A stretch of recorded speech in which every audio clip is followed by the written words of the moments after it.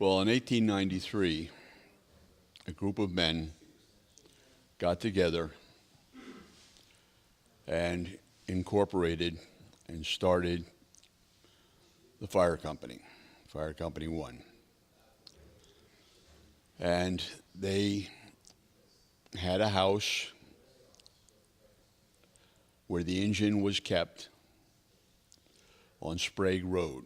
This was the first firehouse. I believe this was the only firehouse in town back in 1893 when the company was founded. And there was a steel ring made from a railroad rail, and that could be heard all the way over into Hartsdale from Sprague Road.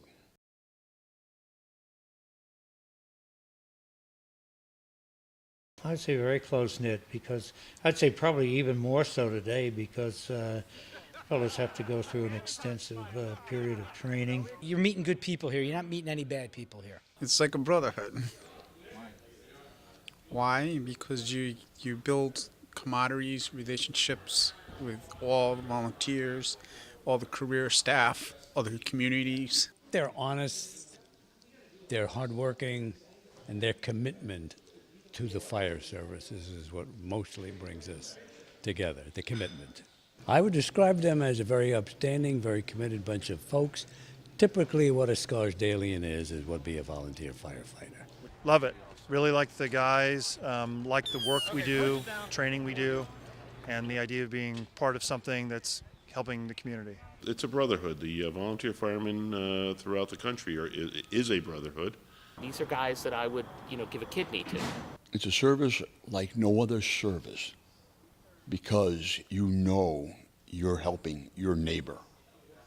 You're working with friends from the neighborhood.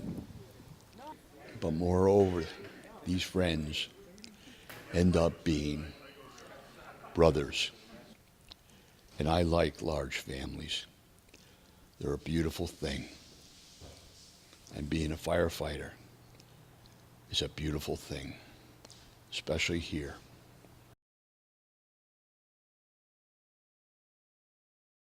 I think it's probably one of the more important ways to contribute to a community. The way I grew up, and now it's a good example I set for my kids. Basically, it was my father and my brother. My dad was a member of Company 1 for close to 50 years. Like the idea of volunteering for the community. Helping a neighbor out. And to me, that's all about the volunteers, helping a neighbor. Yeah, I always wanted to give something back. My life was pretty easy. I had a lot of good things going on in my life, and I figured it was time to finally give back. Good group of guys, good camaraderie, good events, educational. The firefighting is a great opportunity for somebody to be in, and it's got everything I think you want in volunteerism.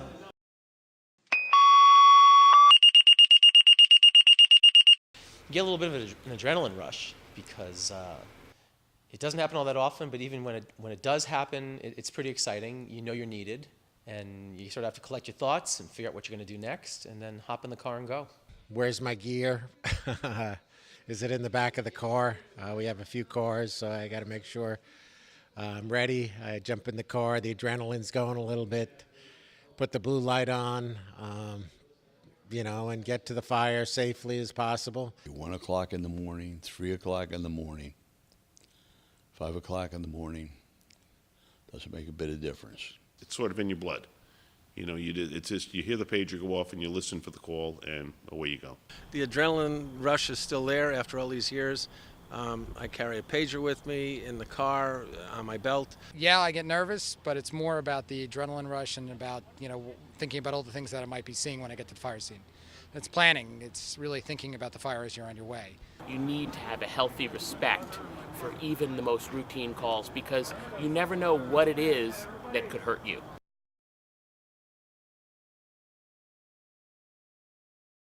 It's realistic. It's real fire. It's real smoky. You can't see.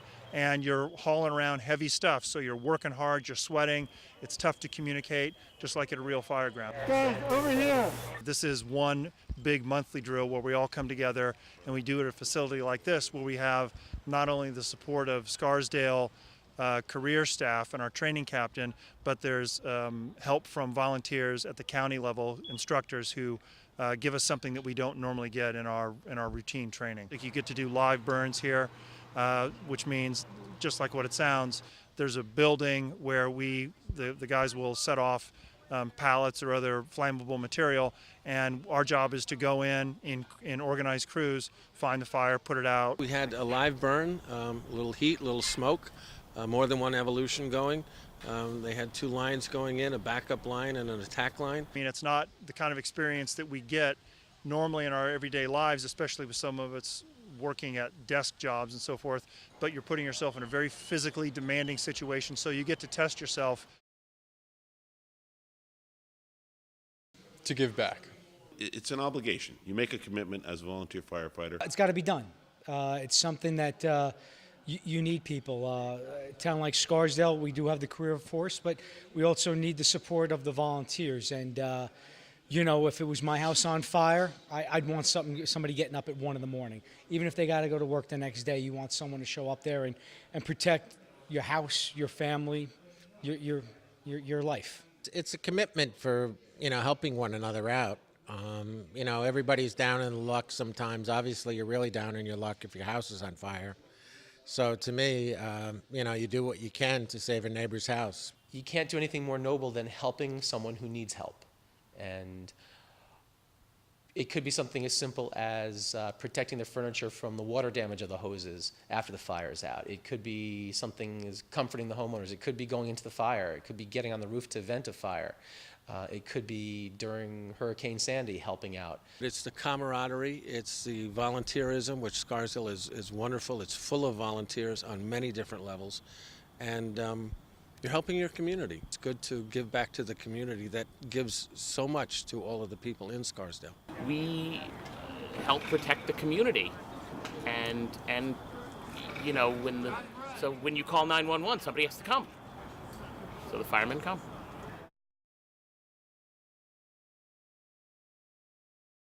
We lost John Afaro tragically last October due to a massive heart attack. John was a life member of Fire Company Number 1. He actually joined probably about a year prior to me. I think it was about 1984. I joined in 85. And we were both part of the class of 83. And also Billy Adams, another life member, was a part of the class of 1983. John was a stand-up guy, constant contributor. We had a huge fire, a house struck by lightning on Bradley Road. And John, who was a life member, lived right around the corner, came down, and he was actually the guy who connected into the hydrant because all hands were working.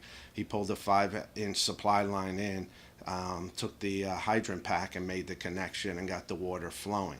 Now, some people might not be happy to hear that because he's a life member, but he always did what he had to do. And as a member of Company Number 1, everyone contributes when and where they can, and that really speaks volumes of John Afaro.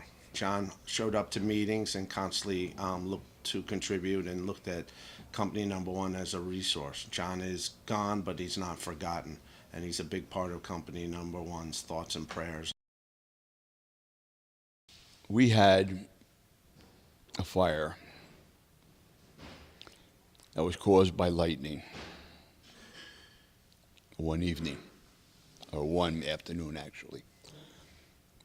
And we had emptied out the house the best we could, and we had everything on a tarp.